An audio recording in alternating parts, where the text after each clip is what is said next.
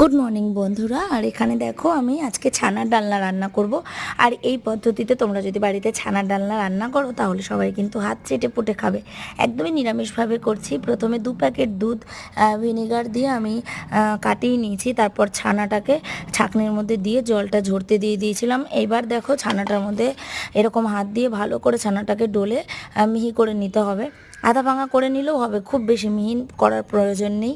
এর মধ্যে 2 চামচ ময়দা, পরিমাণ মতো মিষ্টি, যে যেরকম খাবে, তারপর দিয়েছি ধনে গুঁড়ো, জিরে গুঁড়ো, আর দিয়েছি ড্রাই ফ্রুট, কাজু বাদাম আর কিশমিশ। তোমাদের কাছে যদি অন্য ড্রাই ফ্রুট থাকে, আমন্ড ফামন্ড, সেগুলোও দিতে পারো। এবার দেখো ছানার যে বলগুলো সেগুলো তেলের মধ্যে ভেজে নিয়েছি ডুমডুম করে আলু কেটে সেটাও ভেজে নিয়েছি। খুব সফট হয়েছে ছানাগুলো।